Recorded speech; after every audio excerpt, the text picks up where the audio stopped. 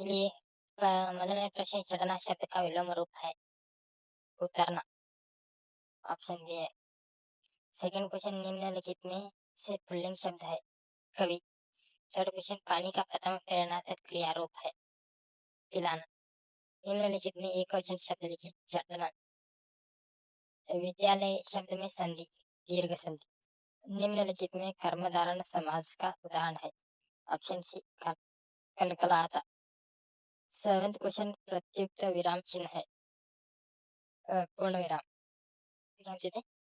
Eighth question सत्य dash dash महिमा आपार है की कारक क्रिಯೆ ಇದೆ। ಇದು ಎರಡು ಪದಗಳಿಗೆ ಸಂಬಂಧಿಸಿದ ಮೂರನೇ ಪದವನ್ನು ನಾವು ಬರೆಯೋದಾಗಿರುತ್ತೆ। ಇದು 9, 9, 10, 11, 12 ಪ್ರಶ್ನೆಗಳನ್ನ ಇದು ಪಾಠದಿಂದ ಮಧ್ಯದಿಂದ ಕೇಳಿರುತ್ತೆ। ಇವು 4 ವಾಕ್ಯದಲ್ಲಿ ಉತ್ತರಿಸಿ ಅಂತ 4 ಪ್ರಶ್ನೆಗಳನ್ನ ಕೇಳಿದ್ದಾರೆ। ವಾಕ್ಯದಲ್ಲಿ ಉತ್ತರಿಸಿ ಅಂತ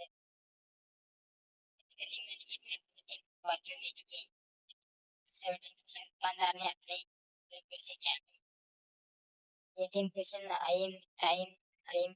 टाइम से देशों का क्या लाभ है।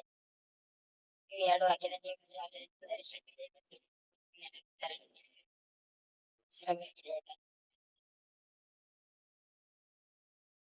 गद्य पद्य ಮತ್ತು ಪೂರಕ ಪಾಠ ಕೇಳುತ್ತೆ। ವೃತ್ತಿಯ 4 ವಾಕ್ಯ ಮೇಲೆ 9 ಪ್ರಶ್ನೆಗಳನ್ನು ಕೇಳಿರ್ತಾರೆ। ಇದು ಅಬ್ದುಲ್ ಕಲಾಂ ಪಾಠದಿಂದ ಕೇಳಿರುವಂತಹ ಪ್ರಶ್ನೆ।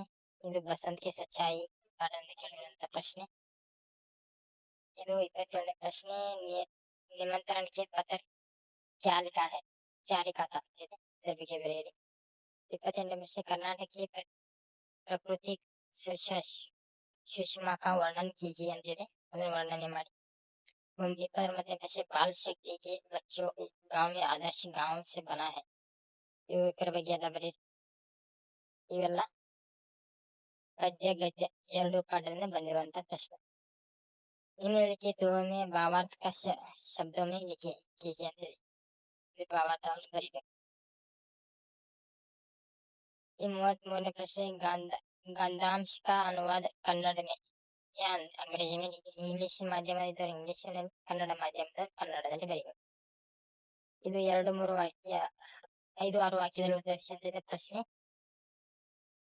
34ನೇ ಪ್ರಶ್ನೆ गिल्लू के कार्यकलापों के विवरण दीजिए। गिल्लू के प्रति लेखिका भावार्ಥ ಸಂಬಂಧ ವರ್ಣನ कीजिए ಅಂತಿದೆ। ನಿಮ್ಮ ವಾಕ್ಯದಲ್ಲಿ ಇವನ್ನೆಲ್ಲ ಬರೀಬೇಕು।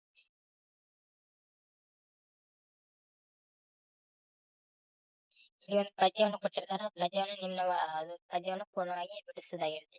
ಇದು ಪ್ರಮುಖ ಪದ್ಯ ಅಸಫಲತಾಯಿ ಚುನೌತಿ।